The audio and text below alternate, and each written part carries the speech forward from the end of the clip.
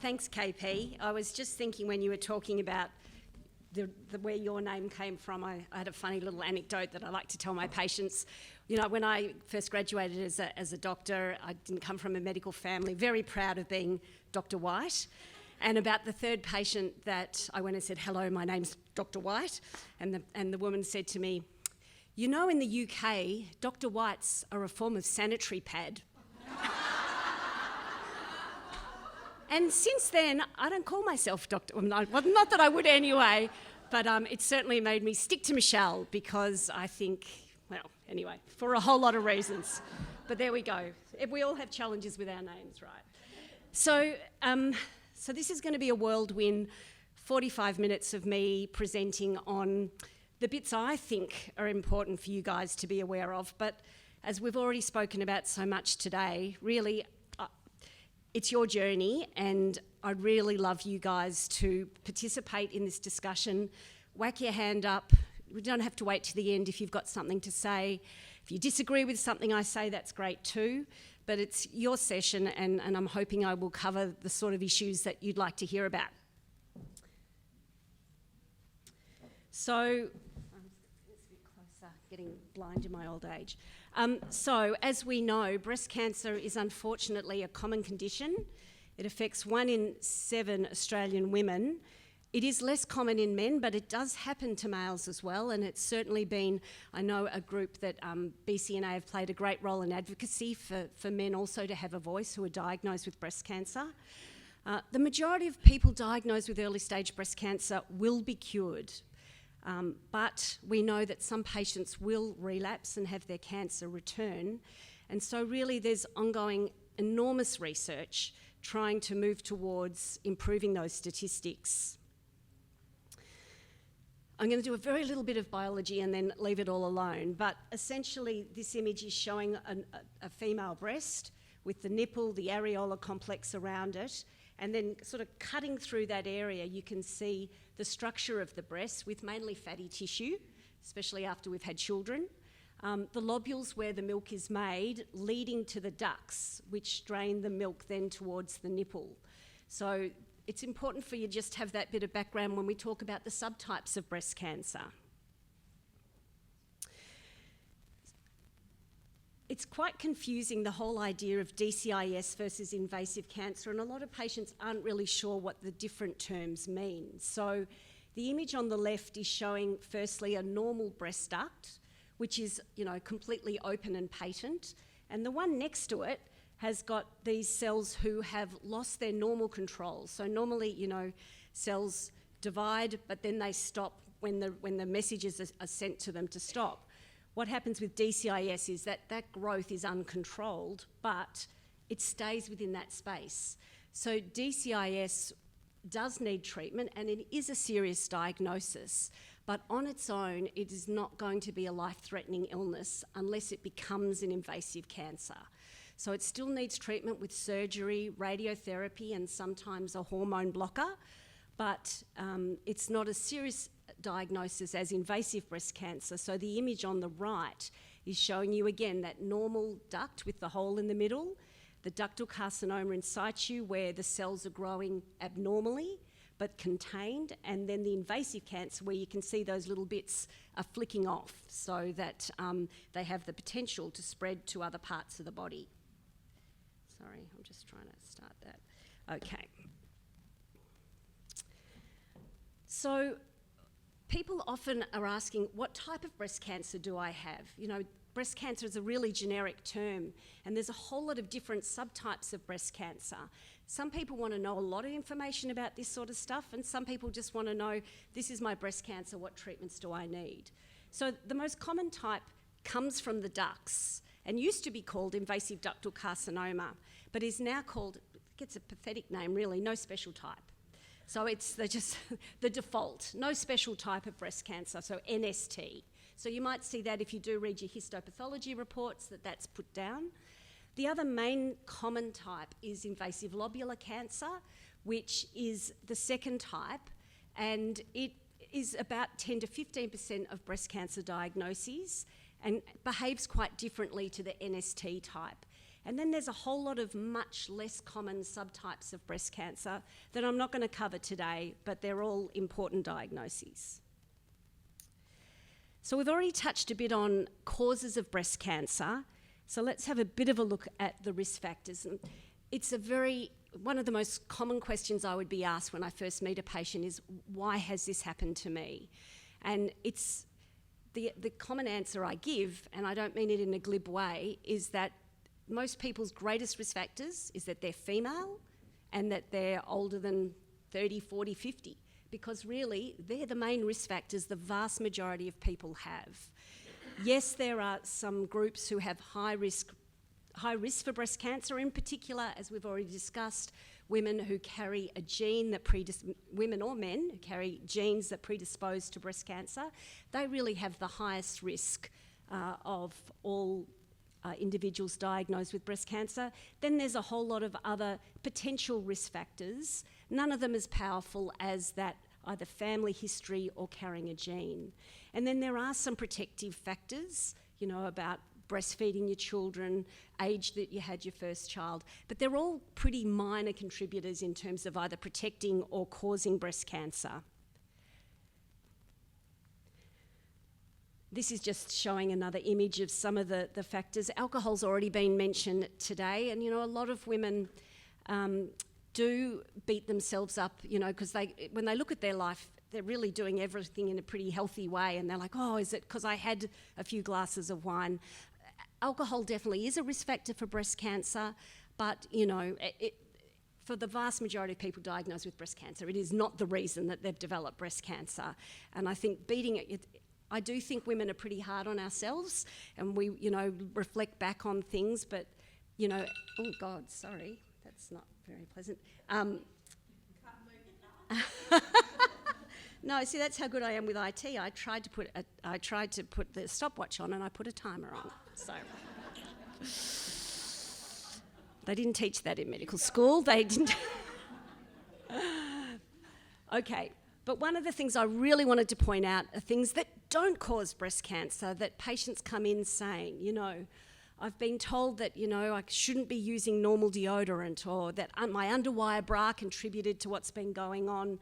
I can't eat dairy or red meat or chicken because it's full of hormones.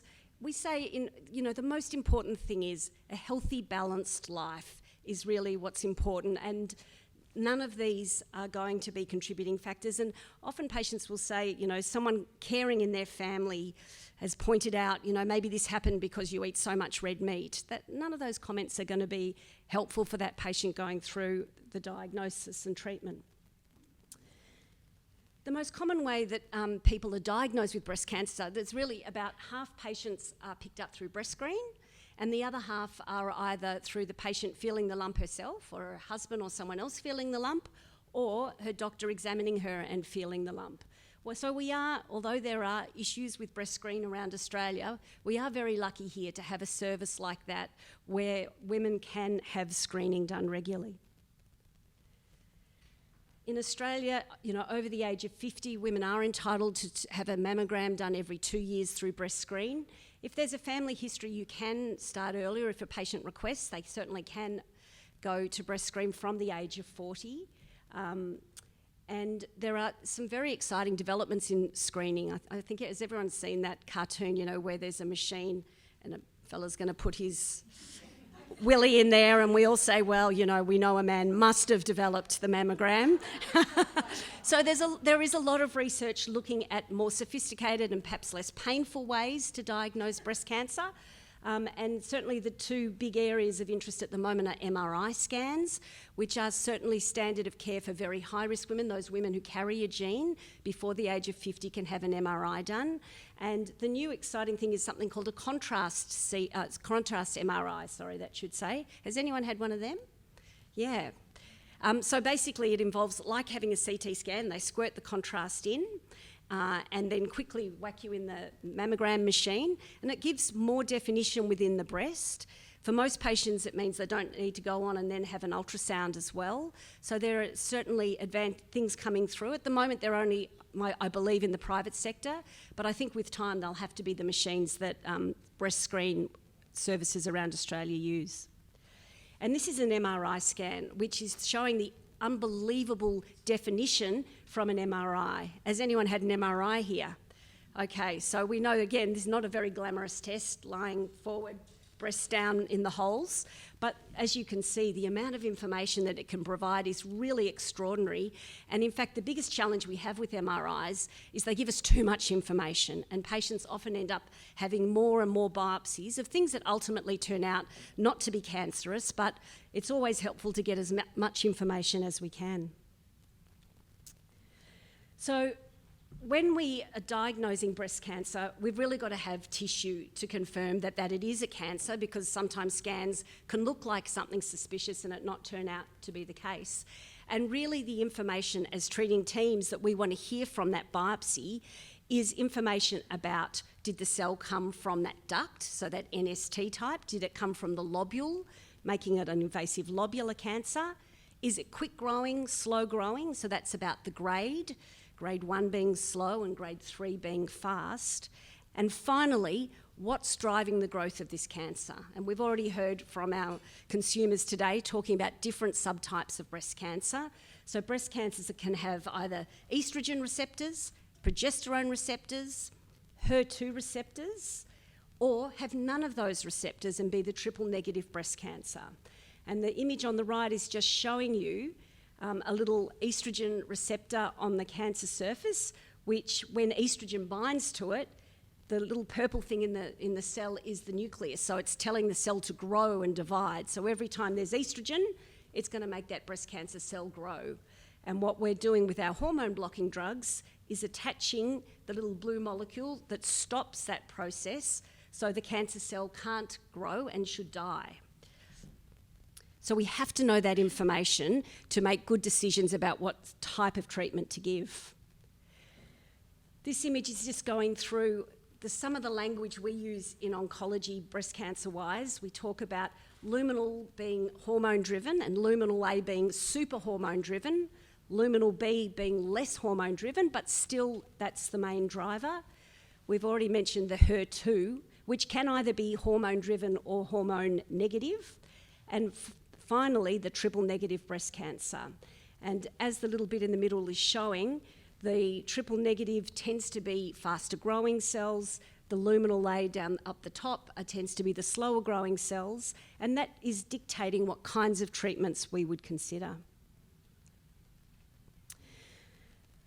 So when we work out what subtype of breast cancer it is, then we need to make decisions about what treatment the patient needs.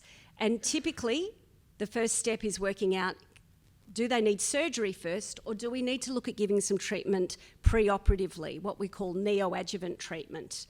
And so over recent years, we give more and more of our treatments neoadjuvantly or pre-operatively, particularly for those women and men diagnosed with either triple negative disease or HER2 positive disease. And the beauty of doing that is that we can have really dramatic responses to our treatment before the surgery. And what that means is that the patient has a really good idea of their long-term prognosis based on that information. It often means that they have to undergo less invasive surgery, so sometimes they can go from needing a mastectomy to a lumpectomy. So there are great advantages for those subtypes of breast cancer. It won't be for everyone, but certainly that's a decision the treating team would usually make about what would be the best treatment for that patient. The surgery that women used to have in the past for checking out the lymph nodes under the arm, because what we know with breast cancer is it starts in the breast. The first place it spreads to is the lymph nodes, and we get very important information about whether or not it has gone to those lymph nodes. And in the past, the only way that surgeons could get that information was taking out quite a lot of nodes. And unfortunately, the risk following that was clearly lymphedema, which is a really debilitating illness for women and men who have breast surgery. But now we have this clever technique called a sentinel lymph node, which is not the most pleasant procedure to have done before the surgery. Some patients say it's quite painful, but what it means is that you inject the tumour, you see where the dye goes, so that you only remove the lymph nodes that breast is predominantly draining to, so you take out less lymph nodes, reducing the risk of lymphedema. Now, if when a woman's first or man's first diagnosed with breast cancer, they find on a little biopsy that it's already gone to the lymph nodes, they wouldn't do this procedure because they've already got that information and they actually need to take out more lymph nodes. But it has really revolutionised the whole surgical process. Staging of breast cancer is like really all tumours. Typically they go from stage 1 to stage 4. Stage 4 typically being advanced disease. So for breast cancer, exactly as Kirsten was saying before, it's spread to other parts of the body. But stage 1 to stage 3 is progressively either having bigger tumours or lymph node involvement. And there's a very complex staging system if people want to look at it. And patients often want to know exactly what stage their cancer is, because we do have information about prognosis related to different stages. Prognosis is one of those things that it's a very individual thing. Some people want to know a lot of information about what the future might hold for them, and many people, I would say, don't want to know that information, and we always have to be guided by the person sitting in front of us. It's not our job to put a whole lot of information on a patient that they don't want to hear. And I will always ask the patient, you guide me how much information to give you. I'll always be honest about what we're dealing with, but I'm not just giving you information just so I can tick off, yeah, I told her that or I told him that. So I think it's very important to guide your team about how much information you want to receive.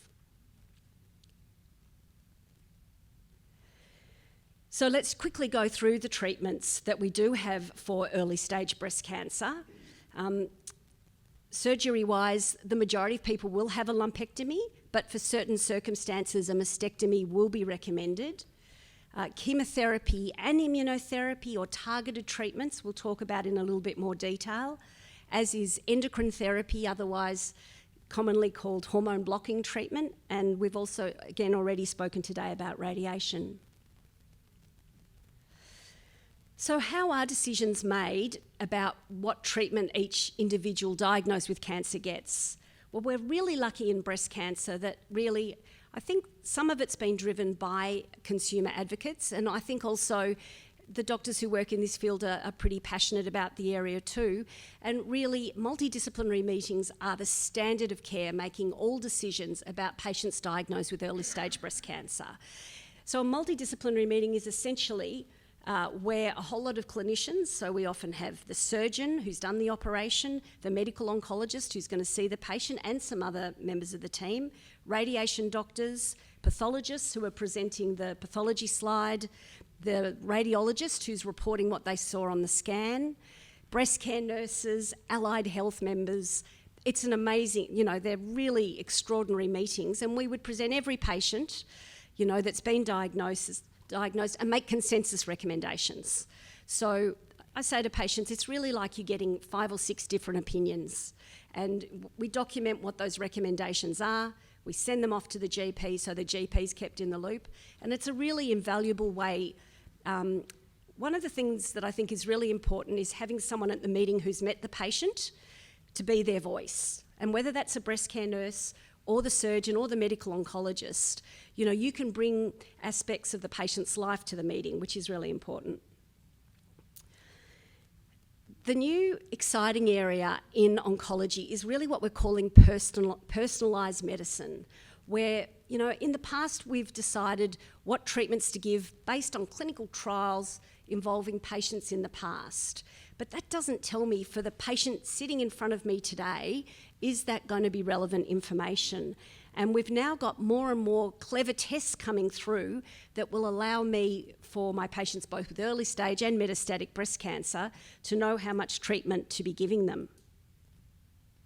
So some of these tests are called molecular profiling tests, and essentially what they involve, say for a woman who's got a hormone-positive breast cancer, who maybe could benefit from chemo, but we're not 100% sure, sort of what we'd call our grey zone of treatment.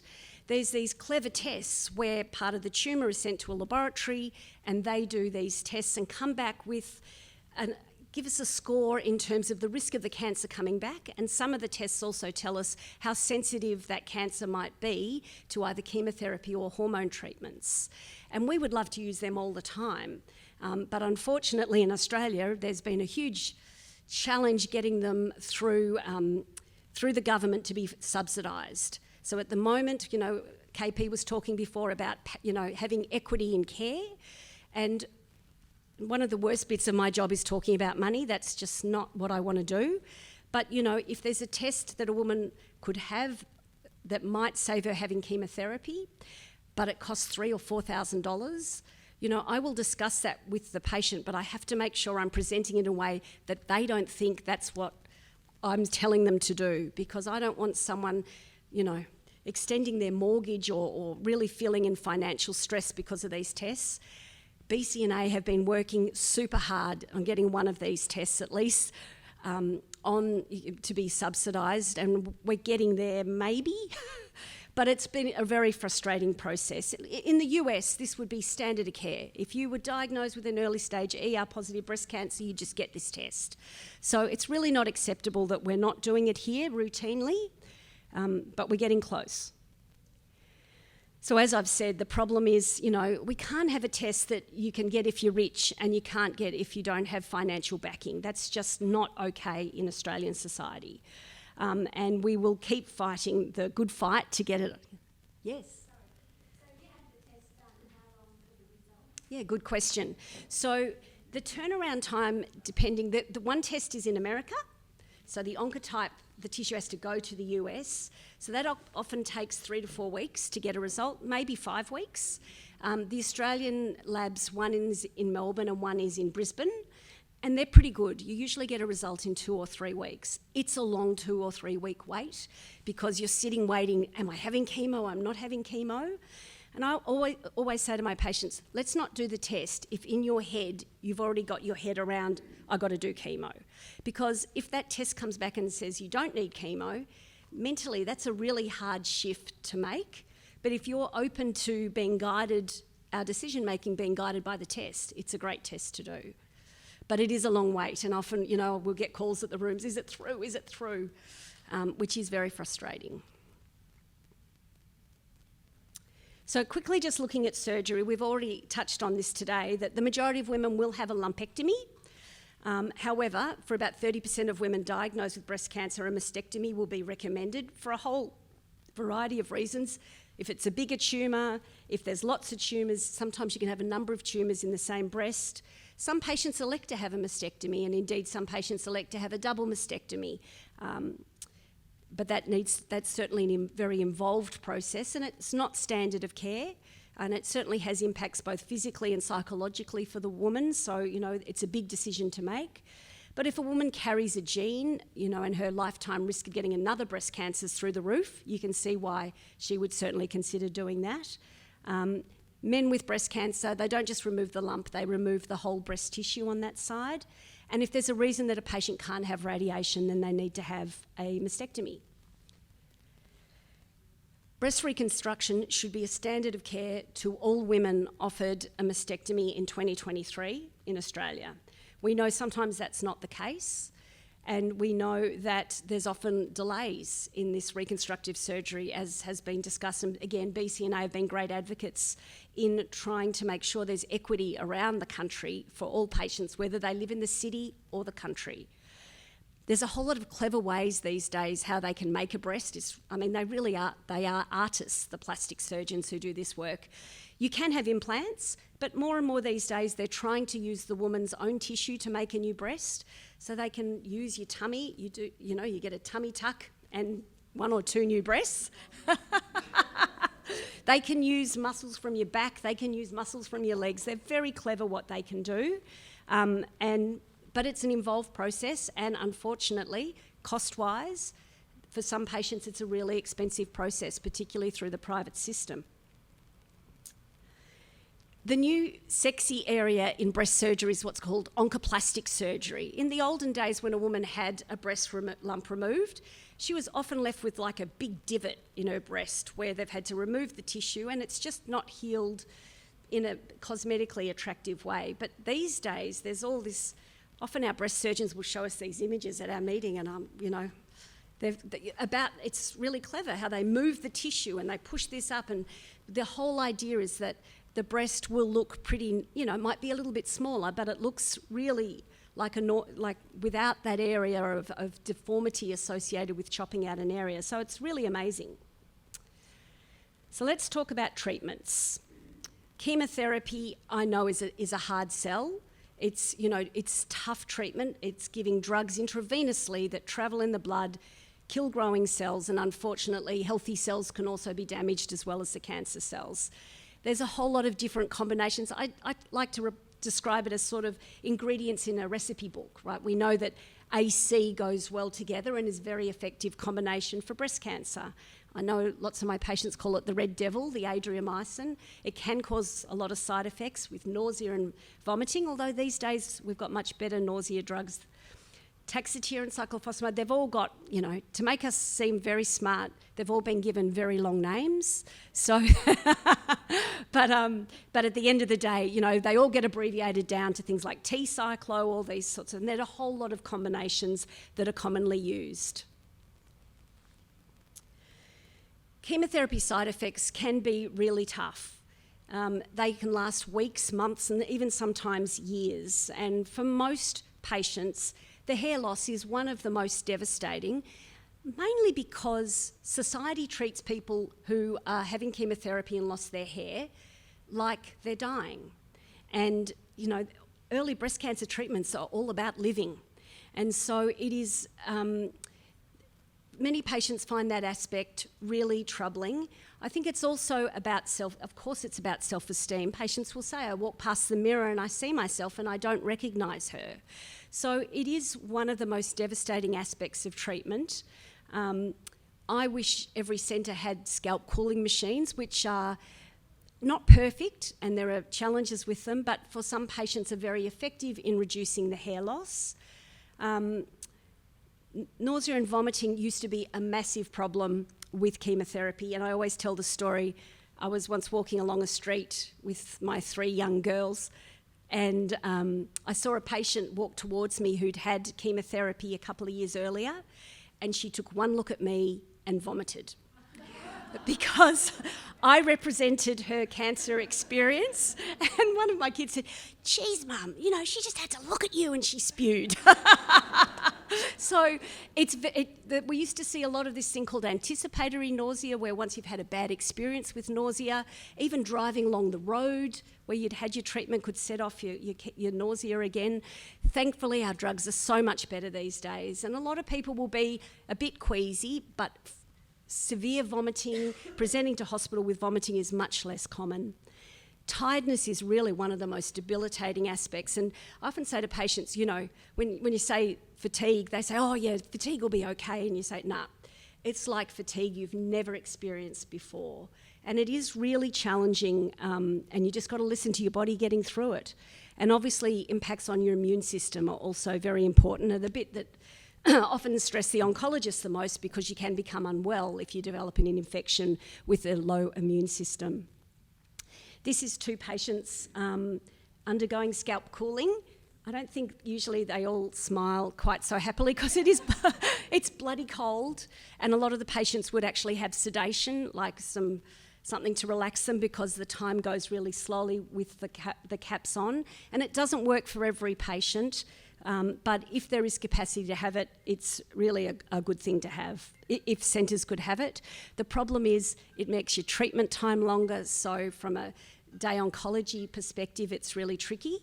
There's more, they don't get through as many, they don't treat as many patients in a day, so it's not perfect. The side effects we really worry about are those long-term side effects from our treatments, because what we want is a cured patient with no long-term complications from her treatment. And we know there's a lot of things like peripheral neuropathy, where altered feeling to hands and feet is definitely associated with some of the chemotherapy drugs and can be quite debilitating. Some of the chemotherapy drugs and Herceptin can affect heart function. One of the really important ones for young women is our impacts of our treatment on their fertility.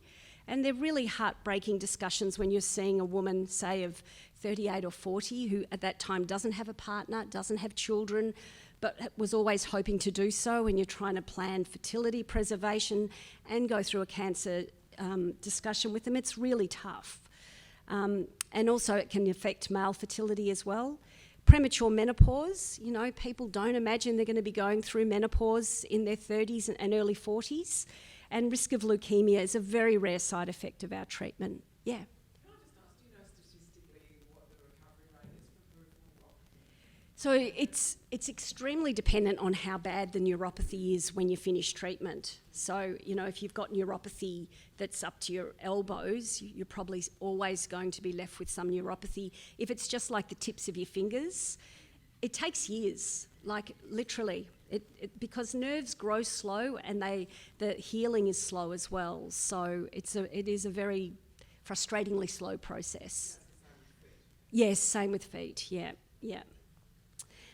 Okay, hormone blockers, and I know that this is an area that really causes a lot of distress for patients because the majority of people do have hormone-positive breast cancer, and generally these treatments are given for 5 to 10 years. And what we know is that, unlike chemotherapy where you can say, well, you know, this is tough, but I'm only doing it for 3 months. You know, 5 years of having side effects can be very challenging. So for women who have got early stage breast cancer, there's a whole lot of different combinations that can be used to manage their breast cancer. Either they can be on a drug called tamoxifen, or they can also be on this with an injection to stop their periods if they're young and still having periods. They can be on one of the drugs called the aromatase inhibitors, nastrozole, letrozole or exemestane. You can have your ovaries out. And there's a new hormone blocker called fulvestrant, which is actually an intramuscular needle in your bum, which can be given, but at the moment it's only approved for women with advanced breast cancer. For men with breast cancer, they too can take tamoxifen. They can be on the aromatase inhibitors, which work after menopause, but you need to be on Zoladex to stop the testosterone production at the same time. So this is not an exhaustive list, but I think menopause has been getting a lot of press lately. Then that's the woman going through a standard menopause. You know, for many women on the hormone blockers, it's like menopause on steroids. So it can be very, very challenging, and I think doctors have been pretty lousy in the past managing the side effects of menopause. And I think the most important thing I say to all my patients is, you've got to have a voice. You've got to tell us what you're going through and what's really troubling you, because if you stop your hormone blocker because the side effects are bad, your breast cancer outcome's going to be worse, and there might have been things that we could have done if you are able to tell us what you're going through. So the side effects we're talking about, you know, hot flushes. Often when I'm seeing a woman for the first time, I say the drugs might give hot flushes. They're like, how bad could hot flushes be? And I'm like, hot flushes can be terrible. You know, some women have terrible insomnia related to the fact that they're having 50 hot flushes at night. Tamoxifen can give a vaginal discharge, can cause leg cramps that responds really well to magnesium. Weight gain is certainly a common side effect, and you know, if a woman's lost her hair with chemotherapy and then puts on weight with the tamoxifen, that can really have impacts on her self-esteem. And there's rare complications from tamoxifen, but both of them are very rare but sound terrible. One's a very small risk of uterine cancer or clot. And the aromatase inhibitors, those other drugs that are predominantly used for postmenopausal women, stiff joints is really one of the main issues, and vaginal dryness. And I've really, over recent years, discovered that vaginal dryness is one of those symptoms that often patients won't tell me about, but if I ask them, I hear a lot about it. So I think we need to give our patients permission to talk about whatever issue they're having in terms of their side effects with their treatment. And the reason that it's important to know about it is we've got stacks of drugs now that are helpful in managing some of these side effects. We've got really good treatments for hot flushes, for vaginal dryness, shapers. Oh, it's uncomfortable with us talking about vaginal dryness. Okay. The stiff joints, mood, osteoporosis. The one side effect we really still struggle to manage is lowered libido. And I'd be a very rich woman if I came up with something that could help with that side effect, because it's really one of those ones that impacts the patient, their relationship, and it would be really good to have something that could help with that. Radiation-wise, Certainly techniques are improving. We used to give much longer courses of radiation treatment. We're getting much better at localising to the breast, giving shorter courses and trying to omit radiation for some women who have very low risk disease. And there's even interest in doing intraoperative radiation, so when the surgeon chops out the cancer, sticking the radiation probe in at that time and just giving a single treatment. There's lots of very exciting things coming through. And certainly for some older patients, particularly if they have smaller tumours, we're leaving out the radiation treatment because we can often end up doing more harm than good with our treatments. Finally, just looking at some new exciting treatments coming through. Immunotherapy is certainly a very exciting area and thankfully is offering a new treatment option for those women with triple negative disease. So generally speaking, if you had a funny looking cell in your body, your immune system should attack it and kill it. And we've never really understood why cancer cells have been allowed to grow and the body not attack them. And what immunotherapy does, it helps your own immune system attack the cancer. So it's a really clever approach and everyone wants to be on immunotherapy. However, it's not without side effects.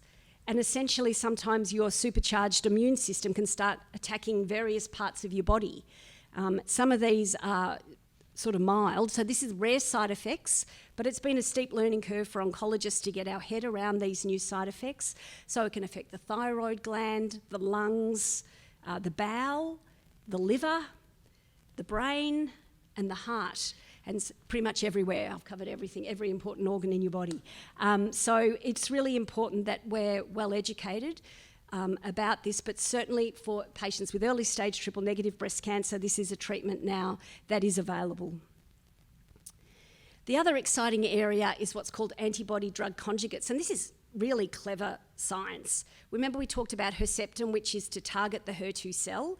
Essentially this is getting the antibody, which is what, I think I'll explain it better here. So the dark grey things is essentially the Herceptin, that's your antibody. And then what they've done is they've glued chemotherapy to the antibody so that the only cells who get, in theory, the treatment are those that are the cancer cells that have got the HER2 on the surface. This is so much more clever than just giving standard intravenous chemotherapy. And they're certainly the way forward, we think, for many of our treatments. They're used commonly in advanced breast cancer. There's a couple of drugs that are now available, and certainly for early stage breast cancer, there's a drug called Kadcyla that can be used that fits this bill. And the other one that's coming through is a drug called abemaciclib. They've all got terrible names, I'm sorry. But essentially, this is used for hormone-positive disease. It's given with the hormone blockers, and it is certainly effective in reducing the risk further of the woman having the cancer return. We've already mentioned clinical trials today, and clinical trials are absolutely the way forward to identify new and better treatments for breast cancer. Often they are comparing one treatment with another. Many patients will say, I'm not comfortable, not many, there are some patients who'll say, I'm not comfortable with a clinical trial. I don't like the decision making being taken away from me and you in terms of what treatment we have. And that's okay, it's important to know what kind of person you are. But certainly, often it allows opportunities to get access to new exciting drugs, and unfortunately, there might be travel associated with going on trials. That happens everywhere, and obviously particularly for rural patients. But if a patient's keen, they should discuss with their treating team about clinical trials. Michelle, maybe you talk a bit about the clinical trials that aren't drug-related, like there's lots around exercise. Yeah, so I think we're not just looking at new exciting drugs coming through. For example, at Monash, we've got a study looking at sleep during treatment and looking at interventions to try and help patients sleep better. So there's these new funny glasses that you put on for 10 minutes a day that trick your brain into affecting your melatonin level, basically. So there's a whole lot of things looking at quality of life during treatments. You know, there's trials looking at drugs to help with vaginal dryness. Recently there was a study looking at using laser therapy, intravaginal laser therapy, to see if that could help vaginal dryness. Now, the study was a negative one, but that's important information to have, because if women are going and having this treatment, it costs thousands of dollars. If it's not effective in helping their symptoms, that's really important information to have. And exercise is huge, absolutely huge. When I was, doing my training, we used to say, no, don't exercise, lie on the couch, watch Dr. Phil, you shouldn't do anything during your treatment. Now we're like, you know what, get out there. The more exercise you do, you bounce back better from the treatment. There's even some evidence that your treatment might be more effective. And, so we really encourage patients, get involved with an exercise program, see an exercise physiologist. Bone-modifying agents are this drug called zoledronic acid, which recently, again through advocacy, got PBS listing as a bone strengthener, and also offers a survival advantage for patients with hormone-positive disease who are taking hormone-blocking agents. There's another drug called denosumab or Prolia that can also be used, but the evidence regarding its survival advantage is not as good. So this is certainly something. It's got a rare side effect called osteonecrosis of the jaw, which sounds terrible and is terrible, where if you had major dental work close to the treatment, you can be left with a permanent hole in your jaw. Sometimes I say to my patients, I'm like a used car saleswoman, because some of these treatments, they're really, they sound worse than they are. Really, most people are cope very well with the treatment. And finally, just really focusing on some of the aspects of living well beyond breast cancer. Genetic testing, we've already mentioned about the BRCA genes. We don't know all the BRCA genes, absolutely, was just genes so far that cause breast cancer. There are plenty more out there we just haven't identified, and so ongoing research is looking at that. But if you meet criteria, you get a free test in Australia, and if you don't, the testing used to cost thousands of dollars. It's got cheaper and cheaper. I think it's about $400 to have all the breast cancer genes checked. And for some families, they'll all pitch in together to pay that money because they see that as money well spent. Obviously, in a perfect world, it would be like a full blood count. It would be, a free test, and we're getting there.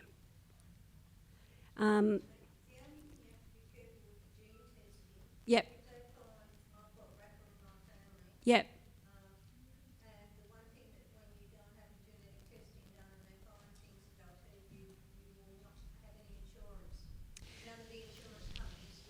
You mean life insurance? Yes, absolutely. So this has been a really big concern that certainly in the US, and I'm sorry to hear if it's also happening in Australia, but you're right, on the forms when you fill it out, it does say, are there any genetic conditions in your family? And if they do know about BRCA, that could have an impact, which is most unfair. Yeah, and that shouldn't be happening in Australia anymore, because all the cancer groups came together and said that was not acceptable. So if it is, we definitely want to hear about it, because we'll be all over it. All over it, yeah. So triple negative breast cancer. So actually 2 weeks ago I got cleared. Woo! For 2 years. So, but I went on a trial, so I got a lot of extra help, and every bit of staff that sort of helped me were absolutely brilliant. I'm here. Yeah. Finally, but certainly, you could do a whole session on this living well post-breast cancer. There's so many issues that flow from, getting through treatment. I often have patients say, my hair grew back and everyone treated me like I was back to how I was before, but I'm a different person now. I'm still suffering some side effects, but also in myself, I see the world a bit differently, and I don't want to be considered to be that person anymore. I want to be the new me. And I think society does need to hurry up in, understanding that getting through this entire process is, extraordinary. And I know the word resilient. I laugh when you said that, because I talk about resilience all the, how it, I'm in awe of my patients' resilience, what they put up with. And often people say, oh, it must be really devastating. What a weird job being an oncologist. And I say, you know what? I meet people at their most vulnerable. And I am so blessed, the stories, the relationships I've developed with my patients, and, particularly patients You know, years down the track, discharging a patient is one of my most favourite things to do. You know, when they've got to that 5 or 10 year mark, it's a joy, and you know, it's a very privileged position to be in.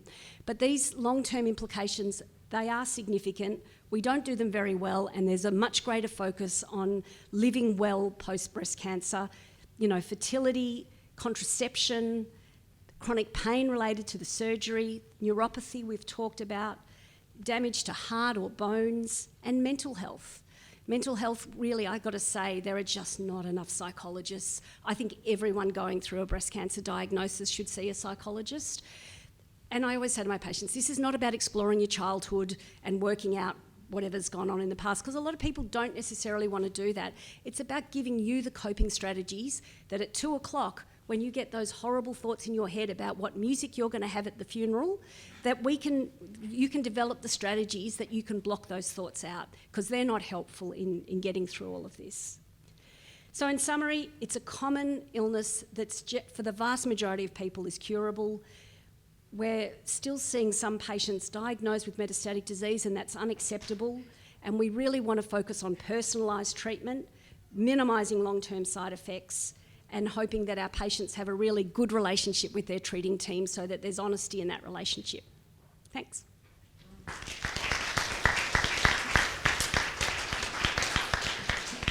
Isn't it so nice when you meet a clinician that you go, I'd want to be a friend too? So we've got time for questions. And we've got a microphone, so you're not allowed to ask your question without a microphone in your hand, because otherwise the people online can't hear. But I'm just going to ask the first one, Michelle, about heart health, because it's certainly something from people who were diagnosed a very long time ago, may not be totally up on what we should be doing around heart health. There's emerging evidence around it, so some tips around heart health. Yeah, I think it's been a very neglected area in the past. You know, generally speaking, we've really focused on curing the cancer and, you know, not looking at some of those long-term complications. I think we're trying to minimise the number of drugs that we use that can potentially affect the heart, particularly the red devil, just because that can cause an irreversible heart damage. And some patients in the past, you know, have needed heart transplants. So that's really something we're trying to avoid. But I think monitoring heart with the GP following on after your breast cancer diagnosis is really important. Minimising your other heart risk factors, you know, in terms of your cholesterol, your blood pressure, keeping your weight as healthy as you can. So I think we're really much more focused on this sort of thing when we're looking at that living well post-breast cancer. And there is very significant evidence that breast cancer survivors do have higher rates of heart illness compared to women who haven't had, or men who haven't had breast cancer. So we've got to fix this. Yeah. And obviously there's the chemo aspect, but there's also the radiotherapy aspect as well, and we're learning a lot more about that as well. Christina? In amongst just talking about side effects with the hormone blockers and that, it doesn't cover depression. Yeah. I think I said something about mood, but you're absolutely right. So we know that women and hormones and mood are absolutely, for some people, really closely related. You know, we know the women who can get very cranky when they get premenstrual, or, you know, get very flat after their period.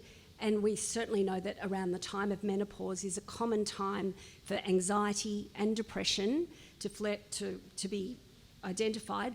And then, as I say, if you add in the hormone blocker, it's even worse. Yeah, see, mine was more the mood. Okay. We were sitting on the veranda one night and I said to my husband, because I'd had a lot of other side effects, I was on letrozole and astrazole. I think I was on about 4 different ones. Yeah. Every side effect, I think. And we were sitting there this night and I said, look, I can picture driving to Nambucca Heads, walking along the wall, not stopping at the end, just keep going. And he was just, no, this is... He said, you know, you got to go and see the doctor. And I saw my GP and he said, okay, you need to go and see the oncologist. And straight away it was, we need a social worker and you need to be put on something to pick you up, sort of thing. And I went back and saw my GP and said, you know, this is what they've suggested. And he goes, we've got to sit down here and work out what's caused this. He said, never would I have picked you for someone suffering depression. Yep. And it said, okay, so we went through everything and it's this that's causing it. Yep. So he then sat down and he's working out, okay, so the statistics are, if you're on this for so long, it's going to drop the percentage of so much of you getting cancer back, blah, blah, blah, blah. And he sort of went, okay, so if you live to 85 with no other type of cancer or anything, it'll give you 3 months. And I just said, there's such a thing as quality of life. Absolutely. And I said, I haven't got it. Absolutely. And when I went back, the oncologist said, no, I'm going off them. I was out of her office in about 3 minutes flat. Oh, okay. The next time I went and saw her, she was good, but she wasn't happy that I'd sort of said no more. But within a month, You're I was better. back to myself. I mean, I think your story, I mean, I'm really sorry to hear that things got that bad for you. Every patient, we have to make a risk-benefit analysis, basically. If your benefit of treatment's this, but the harm is that, which wins? And it's very interesting, you know, some patients, they've done studies that some patients, if the benefit's 1% with chemo, they want to have it. I've got other patients, I offer them chemo because it's a 20% benefit. They say, you know what, 20%, no thank you. So we have to make our own decisions, and as long as they're informed decisions, they're a good one, right? For each individual woman or man. We did, I think it was in 2016, a survey of our members. It was a very big survey. I want to say it was about 18,000 people with Beyond Blue. And what came out of that is that 50% of women and men affected by, diagnosed with breast cancer had anxiety or depression as an outcome of their treatment. So I think that bringing it up, like identifying it and then bringing it up with the right people is you've demonstrated good. Was you've got survivor guilt because you've survived this, and that's what you're going through. I'm going, no, it's not. No, it's not. Yeah, you know yourself. Yeah, look, I do think, you know, part of, and I think the problem with anxiety and depression is sometimes it's so insidious that, you know, it's not like you wake up with a sore wrist one day or something like that. And I often say it's people around you that might say, you know, you don't seem your normal self, you're not, you know, you haven't got your normal chirpy personality. So I think it is really something that, again, I don't think we do that well and we need to do better. I'd like to add to what this lady said. I was in my early 40s when I was diagnosed, was nowhere near menopause. I was not even premenopausal, and one was hormone positive, and I had to do the same decision to the point that I actually said to my oncologist, I need to outweigh, because my emotional status was so out of control. I couldn't stop. I couldn't control my emotions. I'd never had anxiety or depression. I was always the bubbly one. I was always the outgoing one, and I had to try and maintain that. And I struggled so hard in doing that because there was something in me that was just giving me these emotions. And I actually quit my job because I was going to work every day with anxiety, afraid that I was going to cry, afraid that I was going to not cope, afraid that I was never an angry or a negative person, and I couldn't control any of that. So in the end, I had the agreement with my exact same thing. My oncologist said, this is the percentage if you stop. I stopped, I think it was 4 years instead of doing the full 5 because I ended up going on anti-anxiety tablets. I ended up going and seeing a psychologist. And one thing I would recommend is you've really got to find a good mental health person. You know, I don't mean to sound terrible, but there's people out there that tell you, yeah, you know, you don't want to hear about how it happened in the past. You need people who are actually focused on what you're going through at the present and what you need to do going forward, not going backwards. And don't be afraid to ask questions, because I, once again, went into from being nowhere near, I went on Zoladex to do a trial to help me see what I'd be like. In the end, there was no choice, I had to do it. But there was no going back. And I used to do all this research because, unfortunately, mine was 9 years ago, where there was a lack of research for younger women going through menopause and what can you take. Because I used to look, treatments for menopause, there's only hormone replacement therapy. I was at the point I went to my doctors, I'm going to another doctor, I'm not telling my medical history, I'm going to get some hormone replacement therapy because I can't live with these side effects. Yeah. My hair loss, my dryness, my libido loss, you know, and I was like mid-40s. Yeah. And I now have come across some interesting information. Yeah. I've now got connections, and so now I'm actually here today to try and learn a bit more to update myself so I can help people who have gone through what I went through 9 years ago without that support, because I've now got connections, because I've had to look at myself, push myself, I had to really push to get answers, and it's only in the last 12 months that I've finally got some treatments that could have helped me 9 years ago. And the first thing this doctor said to me when he met me was, why were you not referred to me when you were first diagnosed? Because we could have started this treatment when you started your treatment. Yeah, and I think that is about that being informed and learning from everyone else's past will help you into the future. Now, I think we've got a question here with Linda, and one quick question. It's actually not quick because it could be a whole session, but the cognitive dysfunction Yes. and this people who have worked and can, and women. We pretty much pride ourselves on thinking we're very good at multitasking, and then all of a sudden you can't multitask. Yep. Do the little games that you're meant to play really help? I don't know that there's good trials that show that they help, but it's... so I think cognitive impairment from chemo, from cancer, from hormone blockers, from the whole kit caboodle are really powerful, and it's exactly as you described. When we were young, we could multitask 40 things in our head. Sorry, boys, but we sort of come more like boys, where they stick to one task at a time, particularly on the hormone blockers. I do think brain training can help to a degree, but I think also we kind of have to...